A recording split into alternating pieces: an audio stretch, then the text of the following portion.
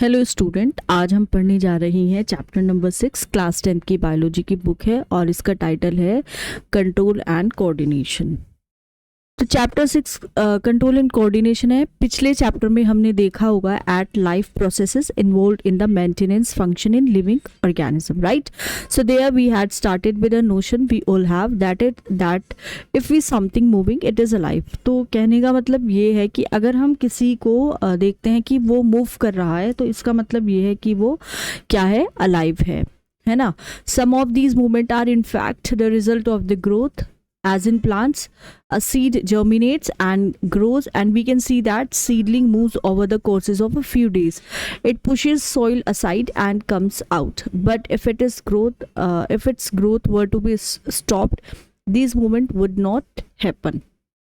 Some movements, as in many animals and some plants, are not connected with growth. तो यहाँ पे कहने का मतलब है कि कुछ मूवमेंट जो है, जैसे बहुत सारे एनिमल्स में है, बहुत सारे प्लांट्स में है, ग्रोथ के साथ कनेक्टेड नहीं है। जैसे cat running, children playing on swings, buffaloes chewing cud, these are not movements that are caused by growth. ठीक है। So why do we associate such visible movement with life? हम क्यों एसोसिएट करते हैं इसके जो ये जो विजिबल मूवमेंट है उनको लाइफ के साथ हम क्यों एसोसिएट करते हैं? देखिए, a possible answer is that हम मूवमेंट को सोचते हैं as a response to change in the environment of the organism. के मूवमेंट क्या है? एक रिस्पॉन्स है to a change in the environment of the organism. Cat may be running because it has seen a mouse. Not only that, we also think of a movement as an attempt by living organism to use changes in their environment to their advantage. So plants grow out into the sunshine. Children try to get pleasure and fun out of swinging.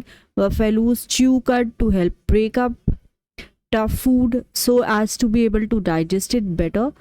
When bright light is focused on our eyes or when we touch a hot object, we detect the change and respond to it with movement in order to protect ourselves. तो यहाँ पे ये बहुत सारे movement की बात हो रही है। जैसे कैट जो है वो रन कर रही है बिकॉज उसने एक माउस को देखा है। So we also think of a movement कि ये एक अटेम्प्ट है। लिविंग ऑर्गेनिज्म इसको यूज़ करते हैं जब उनके एनवायरनमेंट में कुछ बदलाव आए हैं, चेंजेस आए हैं to their advantage. Plants grow करते हैं out into the sunshine. Children try to get pleasure and fun of swinging. जब वो मूव कर रहे हैं तो उनको प्लेजर मिल रहा है। बफेलो च्यू करता है कट को ताकि जो फूड है वो उसको ब्रेक कर सके और डाइजेशन में हेल्प कर सके। ब्राइट लाइट जब फोकस होती है हमारी आइज़ पे तो हम अपनी आंखें को बंद कर लेते हैं और जब हम हॉट ऑब्जेक्ट को टच करते हैं तब अपना हाथ हम हटा लेते हैं। तो हम इन चेंजेस को डिटेक्ट कर रहे हैं और उसी के हिसाब से हम अपने इन्वायरमेंट के साथ क्या कर रहे हैं, रिस्पोंड कर रहे हैं ताकि हम अपने आप को प्रोटेक्ट कर सकें। तो अगर हम और थोड़ा सा सोचें इसके बारे में, it becomes apparent that all this movement in response to the environment is carefully controlled. Each kind of a change in the environment evokes an appropriate movement in response. So when we want to talk to our friends in class, हम whisper करते हैं rather than shouting loudly. Clearly, movement to be made depends on the event that is triggering it. Therefore, such control movement must be connected to the recognition of various events in the environment, followed by only the correct movement in response. In other words, living organism को use करना है system providing control and coordination in keeping with the general principle of body organization in multicellular organism. Specialized tissues are used to provide these control and coordination activities. अब ये जो control coordination activities होंगी इनके लिए भी बहुत specialized tissues होती हैं। नर्वस सिस्टम में क्या होता है, सच कंट्रोल एंड कोऑर्डिनेशन ये प्रोवाइड होता है नर्वस एंड मस्कुलर टिश्यूज से। हमने ये क्लास 9 पे पढ़ा था कि जब हम एक हॉट ऑब्जेक्ट को टच करते हैं तो क्या होता है कि हम ये डिटेक्ट कर लेते हैं इसको और उसके हिसाब से हम इसको क्या करते हैं, रिस्पॉन्ड करते हैं। तो हम कैसे डिटेक्ट करते हैं कि हम एक हॉट ऑब्जेक्ट को टच कर रहे हैं? जितनी भी इंफॉर्मेशन है हमारे इन्वायरमेंट से इसको specialised tips of some nerve cells detect करती हैं। ये रिसेप्टर जो है ये हमारे सेंस ऑर्गन्स में बेसिकली लोकेटेड होते हैं, जैसे हमारे इनर ईयर में, हमारी नोज़ में, हमारी टंग में and so on. Gustatory receptor detect करेंगे टेस्ट को, गस्टेटरी रिसेप्टर क्या करेंगे, टेस्ट को डिटेक्ट करेंगे, जबकि ऑल्फैक्टरी रिसेप्टर स्मेल को डिटेक्ट करते हैं। इंफॉर्मेशन जो है it is acquired at the end of dendritic tip of a nerve cell, एक नर्व सेल है उसके एंड पे ये इंफॉर्मेशन एक्वायर होती है। सो वहाँ पे फिर केमिकल रिएक्शन होगा जिसकी वजह से इलेक्ट्रिकल इम्पल्सेस होंगी। सो दिस इम्पल्स, ये जो इम्पल्स है ये क्या करती है, ट्रैवल करती है from the dendrite to the cell body and then along the axon to its end. क्या होता है, जैसे ये जो इम्पल्स है वो ट्रैवल करेगी कहाँ से, डेंड्राइट जो होती है उससे सेल बॉडी की तरफ, ठीक है, डेंड्राइट से कहाँ पे, सेल बॉडी की तरफ, and then along the axon to its end. Axon पे क्या होता है,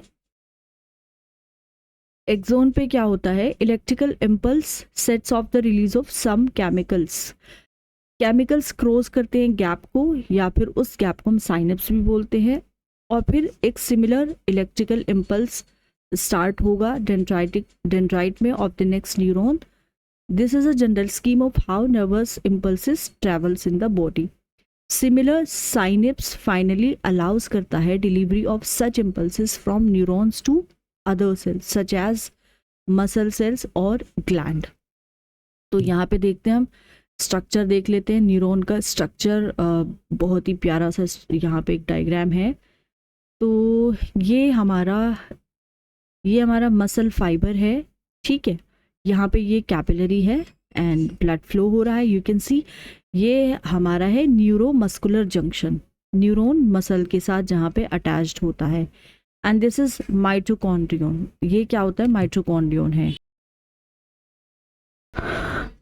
तो ये डायग्राम है एक नर्व सेल का। ये सेंटर में आपको देखने को मिलेगा nucleus and this is cell body.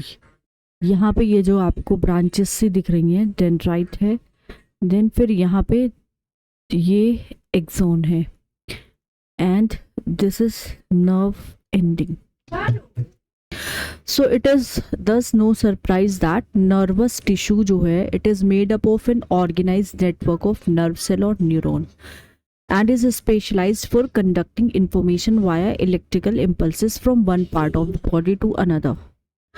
कहने का मतलब ये है कि नर्वस टिश्यूज जो हैं organise network of nerve cell के बने होते हैं जिसको हम न्यूरॉन भी बोलते हैं, और ये स्पेशलाइज्ड होते हैं इन्फॉर्मेशन को कंडक्ट करने के लिए। इन्फॉर्मेशन जो कंडक्ट होती है वो होती है इलेक्ट्रिकल इम्पल्सेस के थ्रू, एक पार्ट से दूसरे पार्ट तक। Look at figure 6.1a and identify the parts of neuron. Second, where information is acquired. Third, through which information travels as an electrical impulse. Third, where this impulse must be converted into a chemical signal for onward transmission. एक activity है 6.1, you have to put some sugar in your mouth. How does it taste? Block your nose by pressing it between your thumb and index finger. Now eat sugar again. Is there any difference in its taste? While eating lunch, block your nose in the same way and notice if you can fully appreciate the taste of the food you are eating. So do this exercise and do let me know.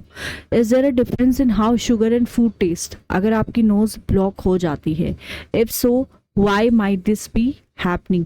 Read and talk about possible explanation for these kind of differences. Do you come across a similar situation when you have a cold?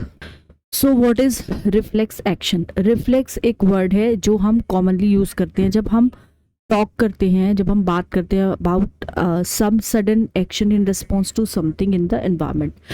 We say I jumped out of the way of the bus reflexly, or I pulled my hand back from the flame reflexly, or I was so hungry my mouth started watering reflexly. What exactly do we mean? क्या मतलब होता है? Common idea in all such example is that we do something without thinking about it or without feeling in control of our reactions. Yet these are situations where we are responding with some action to changes in our environment. How is control and coordination achieved in such situations? So let us consider this further. Take one of our example. Touching a flame is an urgent and dangerous situation for us. So यहाँ पे कहने का मतलब ये है जब हम touch करते हैं एक फ्लेम को, फ्लेम को टच करना अर्जेंट और डेंजरस सिचुएशन है हम सब के लिए, और in fact for any animal. How would you respond to this? आपने फ्लेम को टच कर लिया, आप कैसे रेस्पॉन्ड करोगे? One seemingly simple way is to think consciously about the pain and the possibility of getting burnt, and therefore move our hand. An important question then is, how long will it take us to think all this? The answer depends on how we think. If nerve impulses are sent around the way we have talked about earlier, then thinking is also likely to involve the creation of such impulses. Thinking is a complex activity. So ये complex activity हो जाती है, and it is bound to involve a complicated interaction of many nerve impulses from many neurons. If this is the case, it is no surprise that thinking tissues in our body consist of dense network of intricately arranged neuron. Tissues हैं जो responsible है सोचने के लिए, वहाँ पे भी आपको दिखेगा कि डेंस नेटवर्क है, और ये जो न्यूरॉन्स है इंट्रिकेटली अरेंज्ड है. It's site in the forward end of the skull, जो फॉरवर्ड एंड होता है स्कल का वहाँ पर होते हैं, एंड रिसीव करते हैं signal from all over the body which it thinks about before responding to them. Obviously, in order to receive these signals, ये जो thinking part है brain का in the skull must be connected to nerves coming from various parts of the body. Similarly, if this part of the brain is to instruct muscles to move, nerves must carry this signal back to different parts of the body. If all of this is to be done when we touch a hot object, it may take enough time for us to get burnt. So how does the decision of the body solve the problem? Rather than having to think about the sensation of heat, if the nerves that detect heat were to be connected to the nerves that move muscles in a simpler way, the process of detecting the signal or the input and responding to it by an output action might be completed quickly. Such a connection is commonly called a reflex arc. इस तरह के connection को, where should such reflex arc connections be made between the input nerve and the output nerve? कहाँ पे इन connections को बनाना है? Best place of course would be at the point where they first meet each other, जहाँ पे ये एक दूसरे से मिलते हैं. Nerves from all over the body meet in a bundle in the spinal cord on their way to the brain. हमारी जितनी भी बॉडी से नर्व्स आती है वो सब स्पाइनल कोड से कहाँ पे जाती है? ब्रेन पे जब जाती है तो स्पाइनल कोड में मिलती है. Reflex arcs are formed in this spinal cord, यहीं पे रिफ्लेक्स आर्क बनते हैं. Itself although the information input also goes on to reach the brain. Of course, reflex arcs have evolved in animals because the thinking process of the brain is not fast enough. अब यहाँ पे अगर हम animal की बात करें, reflex arc evolve हुए animals में क्योंकि थिंकिंग प्रोसेस जो है ब्रेन की वहाँ पे इतनी फास्ट नहीं. इनफैक्ट बहुत सारे एनिमल्स है हैव अ वेरी लिटिल और none of the complex neuron network needed for thinking, उनके अंदर ये है ही नहीं. So it is quite likely that reflex arc have evolved as efficient ways of functioning in the absence of true thought process. Reflex arc कहाँ पे evolve हुए हैं? एफिशिएंट वेज ऑफ फंक्शनिंग की तरह आए हैं जहाँ पे एब्सेंस है ट्रू थॉट प्रोसेस का, जहाँ पे थॉट प्रोसेस नहीं है वहाँ पे रिफ्लेक्स आर्क आए हैं. However, even after complex neuron network have come into existence, reflex arc continue to be more efficient for quick response. Complex neuron network भी है, एग्जिस्टेंस में भी है, उसके बाद भी ये रिफ्लेक्स आर्क अभी भी मतलब कंटिन्यू करते हैं क्योंकि इनसे क्विक रेस्पॉन्स मिलता है. अब हम यहाँ पे एक डायग्राम है उसको देखते हैं. ये रिफ्लेक्स आर्क का डायग्राम है, ठीक है, चलिए इसको देखते हैं. सो इसमें क्या है, देखिए ये एक हॉट पैन है. सपोज करो आप किचन में हो और कुछ गर्म चीज़ रखी, आपको पता नहीं है, जब आप उसको टच करोगे आपका जो हाथ है वहाँ पे फील होगा, आपको उसकी हीट फील होगी. सो क्योंकि यहाँ पे हमारी स्किन में रिसेप्टर्स होती हैं, ठीक है. अब यहाँ पे जो स्किन है effector muscle in the arm, वहाँ पे इसका इफेक्ट जाएगा, right? No not this one. तो ये सेंसरी न्यूरॉन इसको यहाँ से इंफॉर्मेशन को लेके जा रही हैं, ठीक है. सेंसरी न्यूरॉन जब इसको लेके जा रही हैं और ये हमारा स्पाइनल कोड है, this is the spinal cord, ठीक है, ये स्पाइनल कोड है और फिर ये हमारा मैसेज जा रहा है ब्रेन तक। स्पाइनल कोड कहाँ पे हमारा, जो हेड होता है पीछे की साइड में, हेड के नीचे, ठीक है, वहां पे हमारा स्पाइनल कोड होता है, स्पाइन के सबसे ऊपर वाला पोर्शन, राइट। सो ये मैसेज जा रहा है ब्रेन तक, यहाँ पे हमारा ये हमारा है रिले न्यूरॉन। अब इसको हम पढ़ेंगे डायग्राम को। So, can you now trace the sequence of events which occur when a bright light is focused on our eyes? देखिए, ह्यूमन ब्रेन की अगर हम बात करें, is reflex action the only function of the spinal cord? Spinal cord का function क्या सिर्फ reflex action करना ही? Obviously not, since we know that we are thinking beings. Spinal cord बहुत सारी नर्व्स का बना है जो सप्लाई करते हैं इंफॉर्मेशन को to think about, right. So thinking involves more complex mechanism and neural connection. सोचना जो है ये, इसमें बहुत सारे कॉम्प्लेक्स मैकेनिज्म होते हैं, बहुत सारे न्यूरल कनेक्शंस होते हैं। So these are concentrated in the brain. तो यहाँ पे कहने का मतलब ये है, जो हम सोचते हैं, थिंकिंग करते हैं, यहाँ पे बहुत कॉम्प्लेक्स मैकेनिज्म इन्वॉल्व करते हैं और उसके साथ साथ वहाँ पे न्यूरल कनेक्शंस भी होते हैं। These are concentrated in the brain which is the main coordinated centre of the body. Brain and spinal cord constitute the central nervous system. Receive करते हैं इंफॉर्मेशन सारे पार्ट से बॉडी के एंड फिर integrate करते हैं। We also think about our action, writing, talking, moving a chair and clapping at the end of the program are example of voluntary actions which are based on deciding what to do next. So the brain also has to send message to muscles. This is the second way in which the nervous system communicates with the muscle. Communication between the central nervous system and other parts of the body is facilitated by peripheral nervous system. यहाँ पे हमारी आ जाती है cranial nerves, हमारी brain और spinal nerves arise करती हैं। Cranial nerves हमारी ब्रेन से, and spinal nerves arising from the spinal cord. So peripheral nervous system यही होता है। ब्रेन अलाउ करता है हमको सोचने के लिए और एक्शंस लेने के लिए based on that thinking.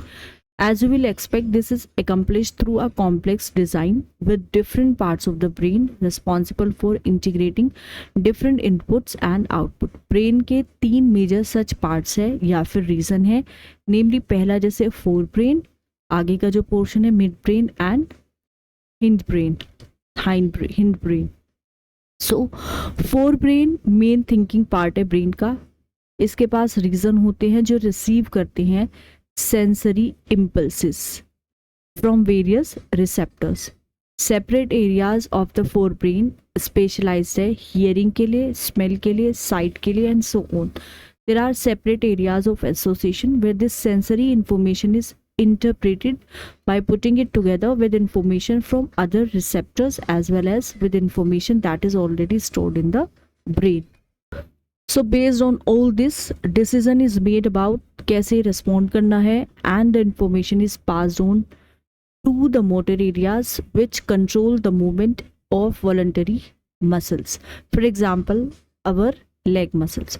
However, certain sensations are distinct from seeing or hearing. For example, how do we know that we have eaten enough?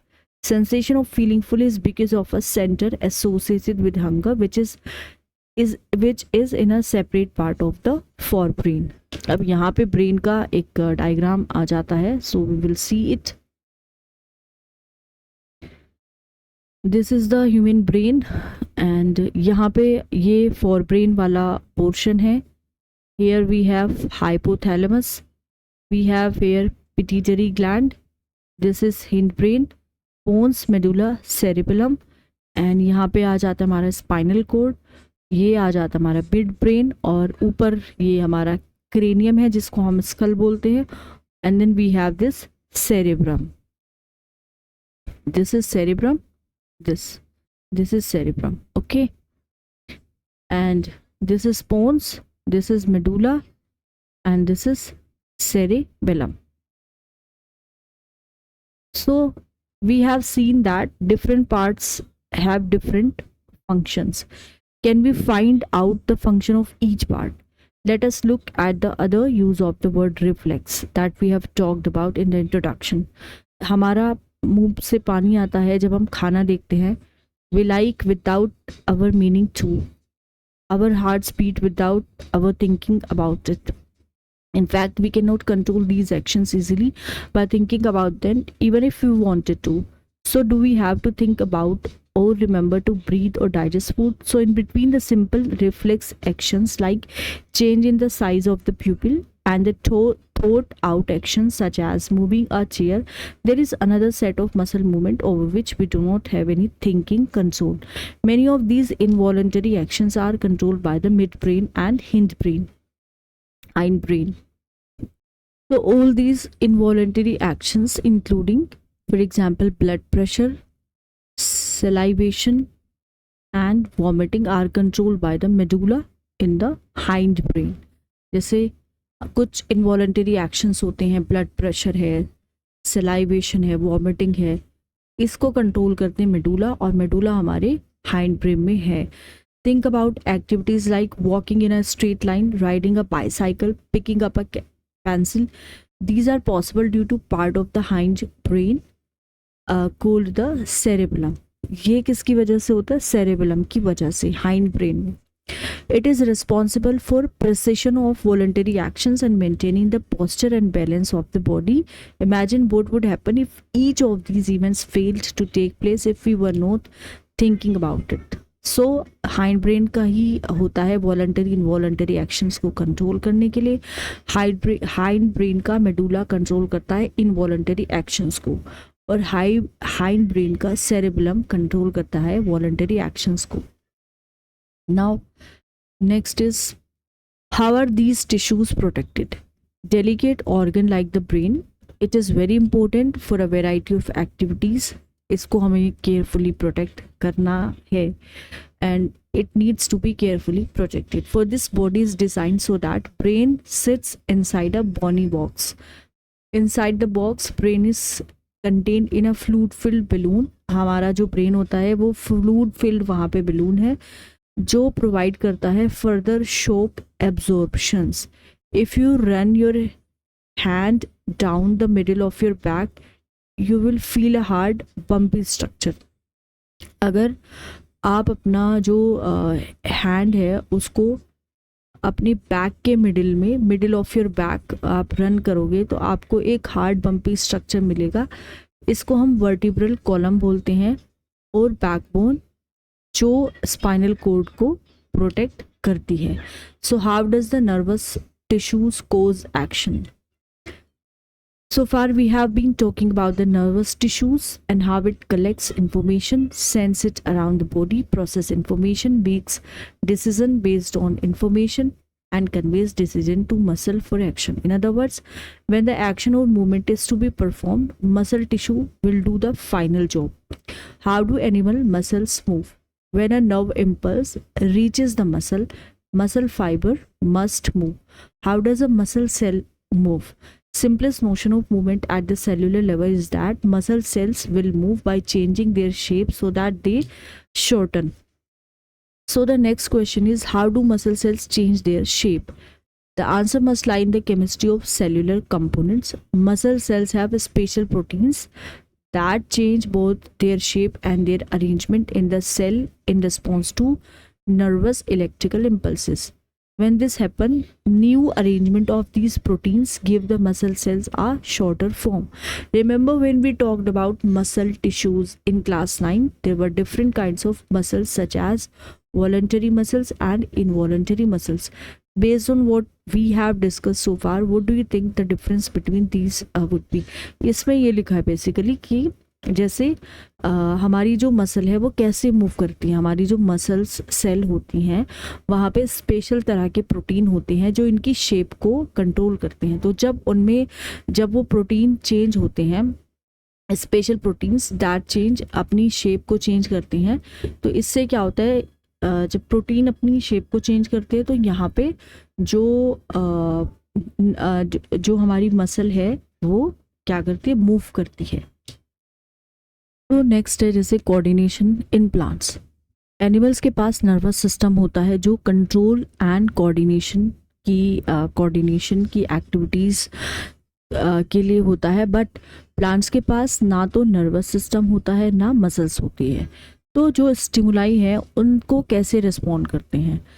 जब हम लीव्स ऑफ अ छुई मुई, जिसको हम सेंसिटिव और टच मी नोट प्लांट भी बोलते हैं, उसको टच करते हैं, जिसको माइमोसा फैमिली को बिलोंग करता है, they begin to fold up and root.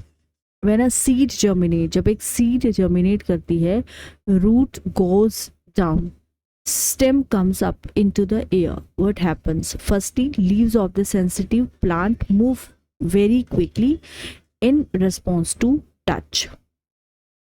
There is no growth involved in this movement. On the other hand, direction movement जो होता है सीडलिंग का, ये ग्रोथ की वजह से होता है. If it is prevented from growing, it will not show any movement. So plant show two different types of movement. पहला जो है ग्रोथ डिपेंडेंट है और दूसरा ग्रोथ के इंडिपेंडेंट है. Immediate response to stimulus. अब हम सोचते हैं पहला तरह का जो मूवमेंट है उसके बारे में सोचते हैं, जैसे कि सेंसिटिव प्लांट के बारे में. सिंस यहाँ पे कोई ग्रोथ इन्वॉल्व नहीं है, plant must actually move its leaves in response to touch. But कोई नर्वस टिश्यूज नहीं होता है, ना ही कोई मसल टिश्यू होता है. फिर भी प्लांट इस टच को कैसे डिटेक्ट करते हैं? How do the leaves move in response, ये हम देखते हैं. So if you think about where exactly the plant is touched and what part of the plant actually moves, it is apparent that movement happens at a point different from the point of touch. जहाँ पे हम उसको touch करते हैं उससे different point पे होता है. So information that a touch has occurred must be communicated. Plants also use electrical chemical means to convey this information from cell to cell. But unlike in animals, कोई specialise tissues नहीं होते plants पे information को conduct करने के लिए. Finally again as an animal, some cells को अपनी शेप चेंज करनी है in order for movement to happen. Instead of the specialized protein found in animal muscle cells, plants cell change shape by changing the amount of water. उनके यहाँ पे specialise protein नहीं होते, amount of water को change करके वो shape को change कर लेते हैं, जिसकी वजह से स्वेलिंग होती है या फिर श्रिंकिंग होती है. And therefore in changing shapes movement होता है ग्रोथ की वजह से. कुछ प्लांट्स होते हैं जैसे pea plant climb up other plants और fences by means of tendrils. These tendrils are sensitive to touch. When they come in contact with any support, part of the tendril in contact with the object does not grow as rapidly as the part of the tendril that is away from the object. This causes the tendril to circle around the object and thus cling to it. More commonly, plants respond करते हैं stimuli को slowly by growing in a particular direction. Because this growth is directional, it appears as if the plant is moving. Let us understand this type of movement with the help of an example. So, environmental triggers करता है जैसे कि light, gravity, change करेंगे directions को जिस direction में plant grow करता है. ये जो डायरेक्शन होते हैं, डायरेक्शनल या ट्रॉपिक मूवमेंट होते हैं, ये स्टिमुलस की तरफ भी होते हैं या फिर स्टिमुलस से अवे भी हो सकते हैं. So in two different kinds of phototropic movement, shoots respond by bending towards light while roots respond by bending away from it. How does this help the plant? Plants tropism को show करते हैं in response to other stimuli as well as. Roots जो होती है plant के वो हमेशा downward जाती है, जबकि शूट्स जो हैं वो हमेशा अपवर्ड जाती है. So this upward and downward growth of shoots and roots respectively in response to the pull of the earth और ग्रेविटीज ऑब्वियसली, जिसको हम जियोट्रॉपिज्म बोलते हैं. हाइड्रो का मतलब होता है पानी एंड केमो का मतलब होता है chemical. What would hydrotropism and chemotropism mean? Can we think of example of these kinds of directional growth movement? One example of chemotropism is the growth of pollen tubes towards ovules. pollen tube जो है वो ovules की तरफ move करती है, about which we will learn more when we examine the reproductive process of living organism. Let us now once again think about how information is communicated in the bodies of multicellular organism. Movement of the sensitive plant in response to touch, it is very quick. Movement of sunflower in response to day or night, on the other hand, is quite slow. Growth related movements of plants और भी ज़्यादा slow होंगी. Even animal bodies में भी carefully controlled directions to growth होता है. हमारी arms and fingers grow करती है सर्टेन डायरेक्शंस में, not haphazardly. So control movement can be either slow और fast. If fast responses to stimuli are to be made, information transfer must happen very quickly. But this medium of transmission must be able to move rapidly. Electrical impulses की अगर हम बात करें, are excellent means for this, but there are limitations to the use of electrical impulses. Firstly, they will reach only those cells that are connected by nervous tissues. हर और each and every cell पे नहीं जाएगी animal body पे. Secondly, जब एक बार electrical impulse generate होगी in a cell and transmitted, cell will take some time to reset its mechanism before it can generate and transmit a new impulse. In other words, cells cannot continually create and transmit electrical impulses. It is thus no wonder that most multicellular organisms use करते हैं another means of communication between cells, namely जिसको हम chemical communications बोलते हैं. If instead generating an electrical impulse, stimulated cells release a chemical compound. This compound would diffuse all around the original cell. If other cells around have the means to detect this compound using special molecules on their surface, then they would be able to recognize information and even transmit it. This will be slower, of course, but it can potentially reach all cells of the body, regardless of the nervous connection. As it can be done steadily and persistently, these compounds or hormones used by multicellular organism for control and coordination show करते हैं great deal of diversity as we would expect.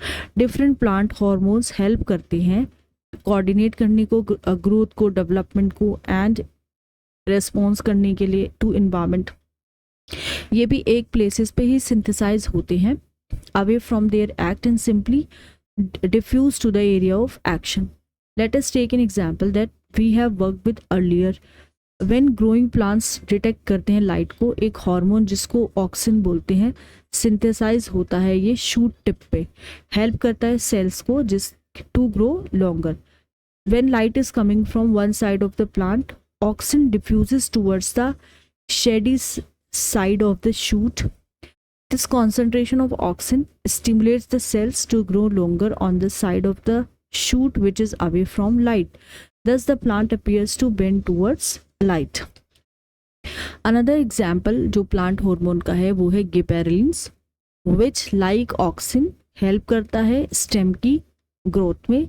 Cytokinins promote करते हैं cell divisions को and it is natural then that they are present in greater concentration in areas of rapid cell division such as fruits and seeds. So these are example of plant hormones जो help करते हैं growth को promote करने में. But plants also need signals to stop growing. Abscisic acid एक example है hormone का जो ग्रोथ को इनहिबिट करता है. Its effects include wilting of leaves. तो यहाँ पे हम लेक्चर ख़त्म करते हैं. नेक्स्ट टॉपिक हम पढ़ेंगे हार्मोन्स इन एनिमल्स. वीडियो अगर पसंद आ रहा है प्लीज़ लाइक करें, शेयर करें, सब्सक्राइब करें. Thank you so much.